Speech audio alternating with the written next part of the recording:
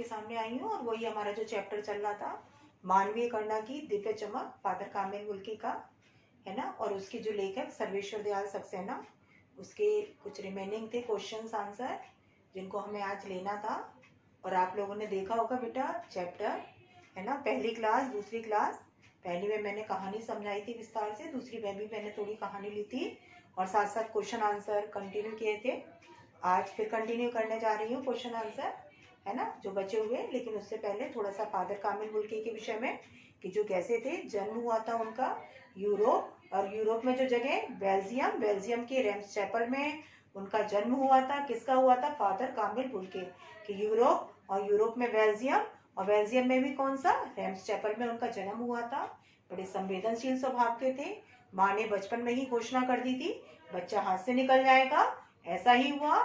Engineering का जब अंतिम वर्ष था तो फादर कामिल मुल्की क्या है, पढ़ाई को छोड़ दी उन्होंने और फादर बनने का निश्चय किया उन्होंने। उसके लिए शर्त रखी भारत आकर बसने के लिए। इसके अलावा परिवार के बारे में बताया है कि उनके परिवार में उनके क्या थे, पिता व्यवसायी, माता थी, और उसके अलावा एक भाई पादरी और एक क्या था, व्यवसाय करता था, घर का भरण पोषण करता था। बहन जिद्दी थी थोड़ी और उनको लगाव भी था अपनी माँ से। अक्सर चिट्ठियां दिखाते थे जब भारत में आकर बस गए थे। रघुवंश उनके अभिन्न मित्र थे। उनको क्या करते थे, अक्सर वो चिट्ठियां दिखाते थे माँ की, और खुद भी क्या करते थे, माँ को चिट्ठी भेजते थे। उन्हें अपनी जन्मभूमि से भी, रेम्स चैपल से लगाव था। तो जब भारत में आके बस भी गए थे उसके बावजूद भी एक दो बार, दो तीन बार गए थे माँ से मिलने के लिए और अपनी जन्मभूमि को देखने के लिए। उसके अलावा लंबे चौड़े थे फादर बुल के, गोरे चिट्टे थे, नीली आंखें थी, और उनकी क्या थी, सफेद दाढ़ी झाई, जिसमें चेहरा क्या करता था, हमेशा जगमग करता रहता था, जगमगाता रहता था। किसका? फादर कामिल मुल्की का। लेखक ने बताया है कि उनका जब पहली वो हुई मुलाकात, उनका जो मिलन हुआ था, मतलब फादर मुल्की से मिलना, वो कहाँ हुआ था? इलाहाबाद में ही हुआ था। और अक्सर इलाहाबाद में मिलते थे सड़कों पर, कि फादर को रोक लेते थे, साइकिल से फादर चले आ रहे होते थे, अपने बारे में चर्चा करते थे, अपने बारे में बता रहे होते थे। कौन? फादर कामिल मुल्की, है ना। तो चर्चा करते थे अपने बारे में, अपनी पढ़ाई वगैरह के बारे में बताते थे। फादर कामिल मुल्की को कौन बताते थे? लेखक अपने बारे में बताते थे। लेखक कौन? सर्वेश्वर दयाल सक्सेना। अब उसके अलावा जब दिल्ली भी चले गए थे तो वहां भी मिलना होता था इन लोगों का। लेखक ने जिक्र किया है फादर कामिल मुल्की के लिए कि ऐसे घने वृक्ष के समान फल देते थे, फूल, सुगंध, छाया, शीतलता, और परंपरागत जो सन्यासी, पारंपरिक सन्यासी से अलग थे, जिससे रिश्ता जोड़ते थे, जीवन भर निभाते थे, सुख दुख में साथ देते थे। कौन? फादर कामिल मुल्की। तो लेखक ने उनके बारे में जिक्र किया है, एक ऐसा घना पेड़, फादर बोल के सबको क्या दे, फल भी दे, फूल दे, सुगंध दे, छाया दे, शीतलता दे। वही वात्सल भाव उनके चेहरे पर दिखाई देते थे। लेखक ने जिक्र किया है दोनों परिस्थिति में साथ देना, सुख और दुख में, जिससे जुड़ते थे। परिमल एक संस्था, उससे सब जुड़े हुए थे, पारिवारिक संबंध थे, रिश्ते थे, सबके दूसरे के आते थे जाते थे। और अन्न प्रशासन में आए थे जब इनके बेटे का था पहली बार अन्न खिलाया जा रहा था। वात्सल भाव इनके चेहरे में दिखाई दे रहा था। फादर कामिल मुल्की के आशीष वचन कहे उन्होंने। उसके अलावा जब पत्नी की मृत्यु हो गई तब उन्होंने संवेदनापूर्ण शब्द कहे, हर मौत दिखाती है जीवन को एक नई राह, ऐसे शब्द कहे। और ऐसे संवेदनापूर्ण शब्द से उनको शांति मिली। किसको मिली? फादर कामिल मुल्की के शब्दों से लेखक को शांति मिली। अब उसके अलावा क्या था कि लेखक जिक्र कर रहा है कि इनको क्या हो गया था, जहरवाद हो गया था। फादर कामिल मुल्की को गैंग्रीन हो गई थी, बीमारी हो गई थी, सारे शरीर में जहर का फैल जाना। एक विषैला फोड़ा होता है, वो विषैला फोड़ा। और अंतिम समय में क्या हो गया था, इनके हाथ वगैरह की उंगलियां सूज गई थी। लेखक को अफसोस था कि उनको पता नहीं लग सका दिल्ली में रहते हुए ही। लेकिन बाद में क्या हुआ कि जब पता लगा तो उनका मृत्यु भी हो गई थी फादर मुल्की की, अंतिम समय में गए थे। लेखक ने कहा कि फादर ने कभी सोचा भी नहीं होगा कि उनकी मृत्यु पर इतने लोग क्या होंगे, दुखी होंगे, सबकी आंखें नम होंगी, क्योंकि विदेशी थे। उन्होंने कभी सोचा ही नहीं होगा। रिश्ते तो उन्होंने स्वयं बनाए थे भारत में आकर। अनगिनत लोग उपस्थित थे जिनका वर्णन कर पाना सर्वथा असंभव था। और जब इनकी मृत्यु हो गई, है ना, 18 अगस्त 1982 में, तो इनको क्या किया गया, वो नीली गाड़ी में लाया गया, कश्मीरी गेट स्थित निकलसन कब्रगाह में मसीही विधि से इनको दफनाया गया, अंतिम संस्कार किया गया। उसके बाद जो पास्कल तोयना, सेंट जेवियर्स कॉलेज के पास्कल तोयना, उन्होंने क्या किया, पास्कल तोयना, इन्होंने श्रद्धांजलि दी इनके जीवन और इनके कर्म के प्रति, कि फादर कहाँ जा रहे हैं, धरती पे, और धरती से ऐसे अनेक रत्न पैदा हो, इस तरह की श्रद्धांजलि दी। और निश्चित रूप से फादर बुल्के के बारे में कि जब तक राम कथा रहेगी तब तक क्या होगा, इस विदेशी भारतीय सन्यासी को हमेशा याद किया जाता रहेगा। क्यों? क्योंकि भले ही विदेशी थे, भारत को कर्मभूमि बनाया, भारत में आके इन्होंने क्या किया, शिक्षा ली, बीए किया, एमए किया, शोध किया, उसके अलावा बाइबल का हिंदी रूपांतरण किया, मातरलिंग भाषा में रचित जो ब्लू बर्ड उसका नीलपंछी के नाम से रूपांतरण किया, हिंदी अंग्रेजी शब्दकोश तैयार किया। उसके साथ साथ इन्होंने हिंदी भाषा को राष्ट्र भाषा के रूप में देखना चाहते थे, उसके लिए इन्होंने भरकस प्रयास भी किया। और कभी लेखक ने जिक्र किया, मैंने उनको कभी झुंझलाते नहीं देखा। कब देखा? यदि कोई हिंदी की उपेक्षा कर रहा होता था तो फादर को मैंने झुंझलाते अवश्य देखा है। उसके अलावा बहसें होती थी, उसमें अकाट्य तर्क देते थे। परमल संस्था में भी क्या होते थे, आपस में मिलते थे, हंसी मजाक करते थे। एक साहित्यिक संस्था इलाहाबाद की, जुड़ते थे, आपस में चर्चा करते थे, बहसें करते थे, हंसी मजाक करते थे, गोष्ठियां होती थी, अकाट्य तर्क देते थे। उसके सबसे बड़े जो थे वो कौन थे? फादर कामिल बुल्के। तो लेखक ने जिक्र किया है कि जब तक राम कथा रहेगी इस विदेशी भारतीय सन्यासी को हमेशा याद किया जाता रहेगा। ये ऐसा घना वृक्ष सबको फल दे, फूल दे, सुगंध, छाया सबका होकर भी अलग, मानवीय गणना की दिव्य चमक के रूप में लहराता हुआ एक वृक्ष के समान तुलना की है किसकी? फादर कामिल बुल्के की। तो ये है फादर कामिल बुल्के, जो निश्चित ही क्या है, हम लोग के लिए प्रेरणा स्रोत है। आज हम उनकी कमी महसूस करते हैं कि वो आज हमारे बीच में नहीं है ना। कौन? फादर कामिल बुल्के। अब क्या है कि क्वेश्चन आंसर जो हमारे थे बचे हुए थे, डिस्कशन करते हैं, है ना, उस पर। और अब तो मुझे लगता है सबको बहुत आसान लग रहा होगा चैप्टर।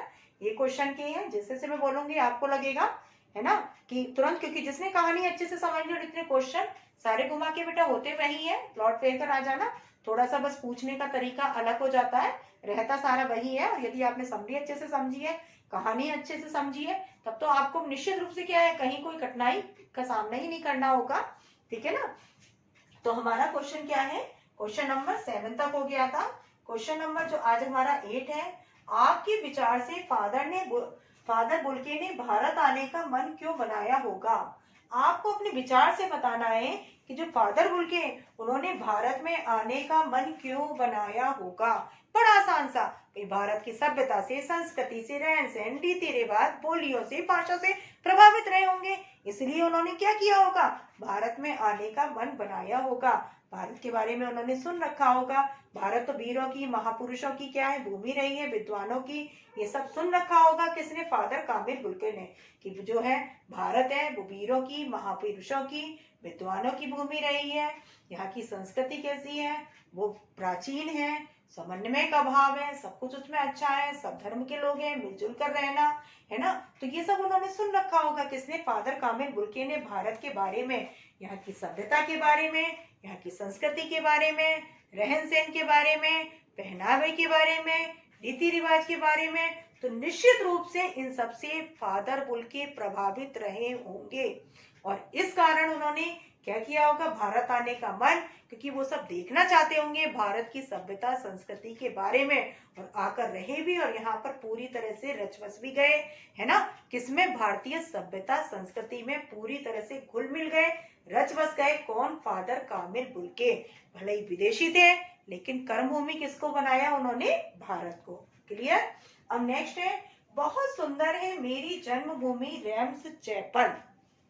इस पंक्ति में फादर बुल्के की अपनी जन्मभूमि के प्रति कौन सी भावनाएं अभिव्यक्त होती हैं। इसके 2 क्वेश्चन है बेटा। दूसरा क्या है, आप अपनी जन्मभूमि के बारे में क्या सोचते हैं। बहुत सुंदर है मेरी जन्मभूमि रैम्स चैपल, ये किसने कहा था? फादर कामिल बुल्के ने। इस पंक्ति में फादर बुल्के की अपनी जन्मभूमि के प्रति कौन सी भावनाएं अभिव्यक्त होती हैं। क्या होती है जन्मभूमि के प्रति? प्रेम, लगाव, कि उन्हें अपनी जन्मभूमि से क्या था? प्रेम था, लगाव था। किसको? फादर कामिल बुल्के को। उन्हें अपनी माता से भी लगाव था और अपनी जन्मभूमि से, इसलिए वो जब भारत में आके बस भी गए थे तो भी 2-3 बार गए थे। कहाँ पर गए थे? रैम्स चैपल, अपनी जन्मभूमि को देखने के लिए और अपनी माँ से मिलने के लिए। तो इससे हमें उनका अपनी जन्मभूमि के प्रति लगाव दिखता है, प्रेम प्रकट होता है, दिखता है। क्लियर है। अब आप अपनी जन्मभूमि के बारे में क्या सोचते हैं? आप अपनी जन्मभूमि, भाई सभी को अच्छा सोचना चाहिए। जहाँ जन्म लिया है, पले हैं, बड़े हैं, हुए हैं, उसके बारे में क्या है, हमें अच्छा ही सोचना कि उसने हमें सब कुछ दिया है, तो हमारा भी क्या है, उसके प्रति जो कर्ज है उसको उतारना, चुकाना है ना। तो हमें भी क्या करने चाहिए, ऐसे कार्य करने चाहिए जिससे उसका गौरव बढ़े, सम्मान बढ़े, और कभी आवश्यकता भी पड़े, है ना, न्यौछावर होने के लिए, बलिदान होने के लिए, तो उससे भी पीछे नहीं हटना चाहिए। क्योंकि बेटा कहा गया है, जननी जन्म भूमिश स्वर्गादपि गरीयसे। जननी जन्म भूमिश स्वर्गादपि गरीयसे, यानी जननी माता, जन्मभूमि, ये दोनों स्वर्ग से भी अधिक बढ़कर होते हैं। तो इनका हमें सम्मान करना चाहिए।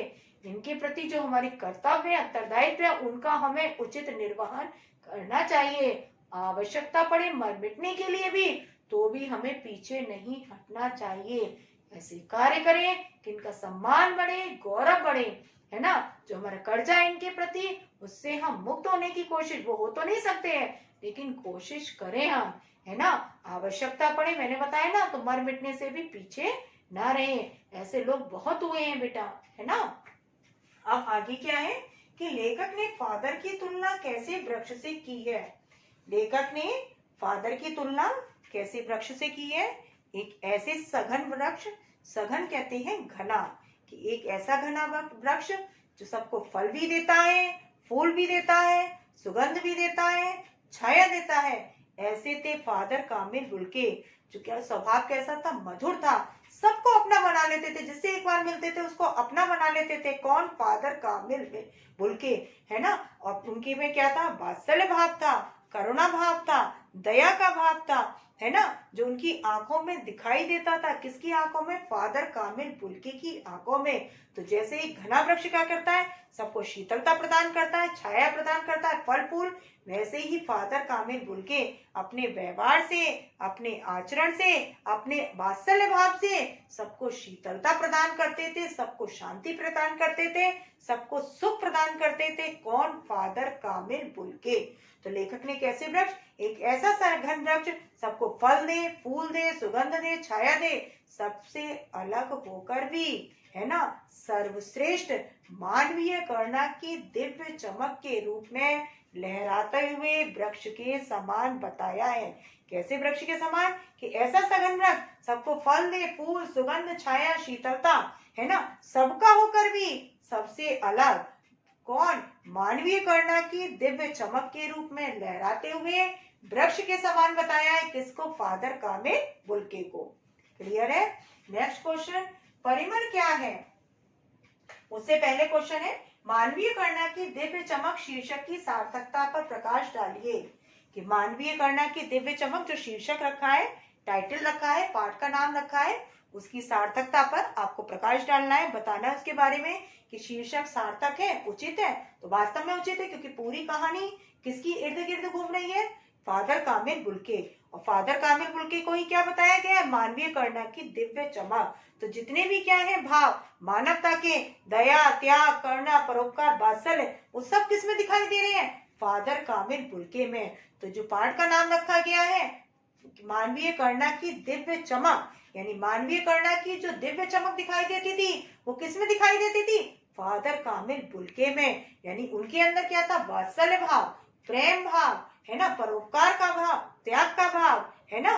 तो वो जितनी भी मानवता के गुण, वो सब किस में दिखाई देते थे? फादर कामिल बुल्के में। और पाठ किससे रिलेटेड है? फादर कामिल बुल्के के ही इर्द गिर्द घूम रहा है। और उन्हीं को क्या बताया गया है? मानवता का मूर्ति, है ना, मानवता के गुण जो कि उनमें भरे हुए थे। तो इसलिए जो शीर्षक है वो पूरी तरह से सार्थक है, पूरी तरह से उचित है। क्लियर। नेक्स्ट क्वेश्चन जो हमारा है वो क्या है? परिमल क्या है? सभी जानते हैं, मैंने बताया भी, साहित्यिक संस्था, जिसमें लोग जुड़ रहे हैं। एक क्या है? साहित्यिक संस्था, इलाहाबाद की। लोग मिलते थे, इकट्ठे होते थे, लेखक, साहित्यकार वगैरह चर्चा करते थे, बहसें करते थे, अकाट्य तर्क देते थे। और इसके जो थे बड़े सबसे, वो कौन थे? फादर कामिल बुल्के। तो परिमल क्या? एक साहित्यिक संस्था, और उनके जो संबंध थे अपने एक पारिवारिक रिश्ते में जुड़े हुए थे। वो लोग आपस में एक दूसरे के घर जाते थे, उठते बैठते थे, हंसी मजाक करते थे, और फादर भी जाते थे, जुड़े हुए थे, लेखक से भी जुड़े हुए थे, लेखक भी उस संस्था का सदस्य था, लेखक से भी जुड़े थे। और रघुवंश वगैरह जिनका जिक्र किया है वो सब जुड़े थे, हंसी मजाके करते थे, बहसें करते थे, गोष्ठियां करते थे, आपस में चर्चा करते थे, अकाट्य उसमें तर्क देते थे। कौन? फादर कामिल पुलके। सुझाव भी देते थे। कौन? फादर कामिल पुलके। अब हमारा नेक्स्ट क्या है? फादर पुलके कितने समय या वर्ष तक भारत में रहे? कितने समय तक रहे? कितने वर्ष तक रहे? ये जो रहे थे वो रहे थे कितने वर्ष तक? 45 वर्ष तक भारत में रहे थे और 73 वर्ष की आयु में इनका देहावसान भी हो गया था। और ये जो जुड़े रहे थे रांची के सेंट जेवियर्स कॉलेज में के उसमें कोषागार के रूप में क्या किया था इन्होंने? हिंदी अंग्रेजी जो कोष तैयार किया था, है ना। तो कौन थे? फादर कामिल बुल्के। तो 73 वर्ष तक जीवित रहे थे और कितने वर्ष रहे थे भारत में? 45 वर्ष तक भारत में रहे थे। क्लियर? उसके अलावा क्या है? जहरवाद रोग क्या होता है, जो कि किसको हो गया था? फादर कामिल बुल्के को हो गया था। और लेखक क्वेश्चन भी कर रहा है, उसको अन्याय भी मानना है। किसका? ईश्वर का, कि उन्होंने अन्याय किया है, जिसने हमेशा क्या किया?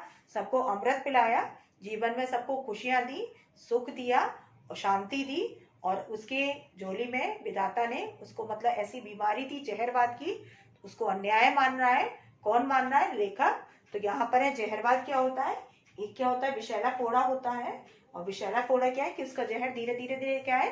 सारे शरीर में फैलता चला जाता है और अंतिम समय में हाथ पैर वगैरह सब सूजने लगते हैं, नीले पड़ने लगते हैं, जैसा कि फादर का भी हो गया था, उनके हाथों की उंगलियां सूजने लगी थी। तो जहरवाद क्या होता है? विषैला फोड़ा।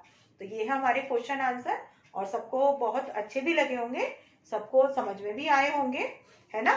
तो ये जो क्वेश्चन आंसर हैं तो सबको मुझे लगता है निश्चित रूप से बेटा समझ में भी आए होंगे, अच्छे भी आए होंगे, है ना। अब जो कि टास्क का समय, जैसा कि मैं हर बार देती हूँ आप लोगों को टास्क, सबको ही पता है कि टास्क तो मैं देती ही हूँ और आसान सा रहता है।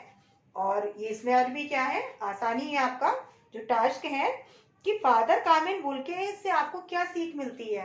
ये जो पार्ट है इसमें फादर कामिल बुल्के के बारे में ही बताया, मैंने बताया है कि निश्चित रूप से क्या है हमारे लिए प्रेरणा स्रोत।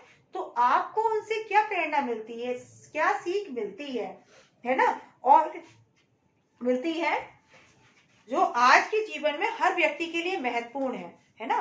कि आज के समय में भी क्या है? हर व्यक्ति के लिए ऐसी सीख जो क्या है? महत्वपूर्ण है। और आज के लोगों में देखने को भी नहीं मिलती, जो आज के लोगों में क्या है? बहुत कम देखने को मिलती है, या देखने को मिलती है तो बहुत कम या बिल्कुल नहीं मिलती देखने में। तो आप ऐसी कौन सी सीख? किसकी? फादर कामिल बुल्के। भाई उनके में जीवन में क्या था? उनका जो चरित्र आदर्श बना, सब अच्छाई अच्छाई थी, जैसे बाल गोविंद भगत के में था वैसे ही क्या है फादर कामिल बुल्के के में कि सारा क्या है? प्रेरणा स्रोत भाई, कि हम प्रेरित होना। तो आप उनसे क्या सीख लेते हैं? आपको क्या लगा जो आप ये कमी महसूस करते हैं कि आज के लोगों में ये नहीं है ना, अच्छाई ये गुण जो कि किसमें है? फादर कामिल बुल्के। तो कौन सा ऐसा गुण है जिससे आप प्रेरित होते हैं? किसके? फादर कामिल बुल्के के। तो ये आपको देना है कमेंट बॉक्स में, कमेंट सेक्शन में डालना है अपने आधार पर, है ना, क्योंकि सभी के लिए प्रेरणा स्रोत और सारी अच्छाइयां ही थी। तो आप भी निश्चित रूप से प्रेरित होना ही चाहेंगे।